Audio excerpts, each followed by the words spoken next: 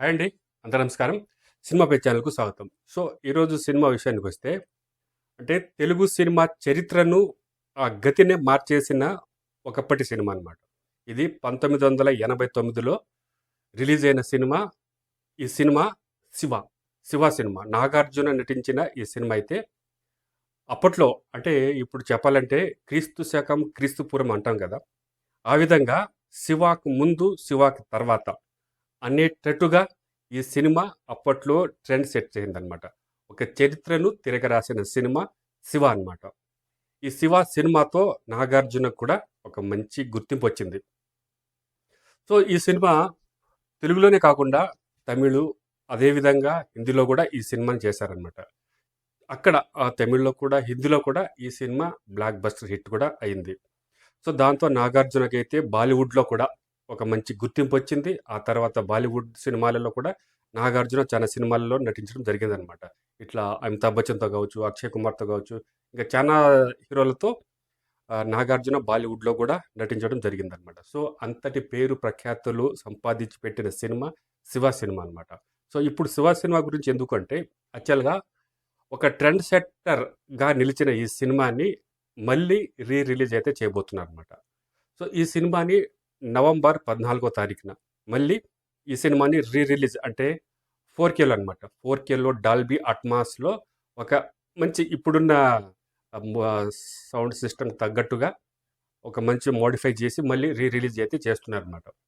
So, ఈ announcement అయితే మొన్న జరిగిన అక్కినేని నాగేశ్వరరావు గారు 101వ జయంతి సందర్భంగా ఈ నిర్ణయం అయితే అంటే నాగార్జున గారైతే అనౌన్స్ చేశారనమాట. 'శివ' మళ్ళీ రిలీజ్ చేయబోతున్నామటని.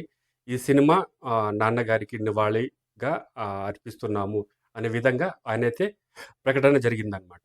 సో, అంతటి ఘన విజయం అంటే అప్పటి వరకు తెలుగు సినిమా ఇండస్ట్రీ ఇలాంటి జానర్ కలిగిన ఒక సినిమానైతే చూడలేదు. ఈ సినిమా నేపథ్యం కావచ్చు, ఈ బ్యాక్‌గ్రౌండ్ మ్యూజిక్ కావచ్చు, ఈ సినిమా కథా కథనం ఇలాంటివి అన్నీ అప్పటి వరకు మన తెలుగు సినిమా చరిత్రలో ఇలాంటి సినిమా అయితే ఎప్పుడు చూడలేదనమాట. So, for the first time 'Shiva' అనే సినిమా తెర మీదకి రావడం.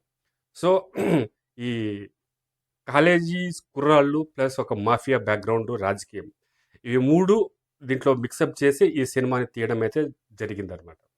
సో, ఇందులో ఇంకా ఈ సినిమాకు అమల గారు కూడా హీరోయిన్‌గా నటించారు. ఇంకా ఈ సినిమాకు దర్శకత్వం వహించింది మన సెన్సేషనల్ డైరెక్టర్ రామ్ గోపాల్ వర్మ గారనమాట. రామ్ గోపాల్ వర్మ గారికి ఇది ఫస్ట్ సినిమా. అంతవరకు ఆయనకు ఎలాంటి సినిమా నేపథ్యం లేదు. ఎక్కడ గాని అక్కడ ఏ సినిమాకు ఒక అసిస్టెంట్ డైరెక్టర్‌గా గాను ఎక్కడ గాని ఆయన చేయలేదు. కేవలం సినిమా మీద ఫ్యాషన్‌తో ఆయన సినిమాలు మాత్రమే చూశారు.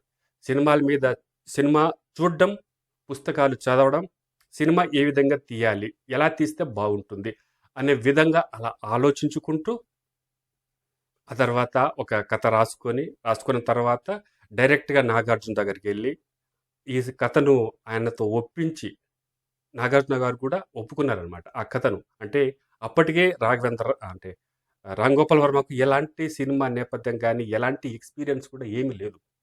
అయినప్పటికీ ఆయన చెప్పే విధానము, ఆ కథలో కొత్తదనము అవంతా నచ్చిన నాగార్జున రామ్ గోపాల్ వర్మకైతే అవకాశం అయితే ఇచ్చారనమాట. కానీ ఆ అవకాశాన్ని రామ్ గోపాల్ వర్మ ఏమాత్రం దుర్వినియోగం చేసుకోలేదు.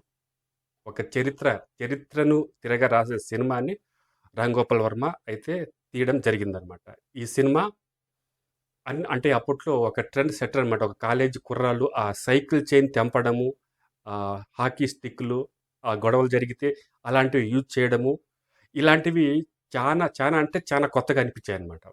అప్పటి వరకు ఏ సినిమాలో ఇలాంటి సీన్‌లయితే చూడలేదనమాట. ఇలాంటి సీను గాని, ఇలాంటి సినిమా గాని, ఇలాంటి నేపథ్యం గాని ఇంతవరకు అప్పట్లో తెలుగు సినిమా ఇండస్ట్రీ ఖచ్చితంగా చూడలేదు. అదే విధంగా కాకుండా ఈ సినిమాకు బ్యాక్‌గ్రౌండ్ మ్యూజిక్ ఇళయరాజా గారైతే చేశారో, అప్పటి వరకు సినిమా మ్యూజిక్కు పంతాలో ఓ రకంగా వెళ్తూ ఉన్నిందనమాట. కానీ ఈ సినిమా నుంచి బ్యాక్‌గ్రౌండ్ మ్యూజిక్‌ని కూడా ఒక డెవలప్ చేశారనమాట. దీన్ని సౌండ్ సిస్టమ్ కావచ్చు, ఇలాంటివంతా డెవలప్ చేసి వినడానికి కూడా కొంచెం సంపుగా ఉండేటట్టుగా డిజైన్ చేసుకున్నారనమాట. సో, అలాంటి చరిత్ర సృష్టించిన సినిమా 'శివ' అనమాట. ఈ సినిమాని మళ్ళీ 4కేలో రిలీజ్ చేయబోతున్నారు. ఇది ఇప్పటికీ, ఎప్పటికీ ఈ సినిమా గురించి చెప్పుకుంటే ఖచ్చితంగా ఈ సినిమా ఎప్పటికీ అంటే పాతదైతే అయిపోదనమాట. కొన్ని సినిమాలు చేస్తే అది కొన్ని రోజులకి అది ఔట్‌డేటెడ్ అయిపోతది. కానీ ఈ సినిమా గురించి ఎప్పుడు మాట్లాడుకున్నా, ఇది ఎప్పుడు రిలీజ్ అయినా, దీని గురించి ఏం చేసినా కూడా ఇది ఒక ట్రెండ్ సెట్టర్‌గానే నిలుస్తుంది. ఇది ఎప్పటికీ పాతది అయిపోదనమాట. అలాంటి గొప్ప సినిమా తీసిన రామ్ గోపాల్ వర్మ అయితే ఇంకా ఆ సినిమాని, ఆ దర్శకుడిని ఫస్ట్ సినిమాతోనే నాగార్జున ఒప్పుకొని ఒక కొత్త దర్శకుడిని, అప్పటికే నాగార్జునకు మంచి ఇమేజ్ ఉంది. కొన్ని సినిమాలు చేసున్నారు. అయినప్పటికీ ఈ కొత్త దర్శకుడి మాటలు విని, నమ్మి ఆయనకి ఈ అవకాశం ఇవ్వడం, ఈ అవకాశాన్ని అందరూ సద్వినియోగం చేసుకోవడం, ఒక చరిత్రను తిరగరాయడం అనేది అన్నీ జరిగిపోయాయన్నమాట. సో, అప్పుడు డాల్బీ సిస్టమ్ లేదు, డాల్బీ అట్మాస్ లేదనమాట.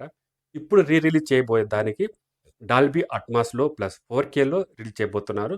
సో, దీన్ని ఇప్పుడు కూడా మనం చూసి బాగా ఆనందించొచ్చనమాట. సో, ఇది ఇవాల్టి సినిమా స్టోరీ. ఈ వీడియో మీకు నచ్చినట్లయితే లైక్ చేసి సబ్స్క్రైబ్ కూడా చేసుకోండి. నమస్తే.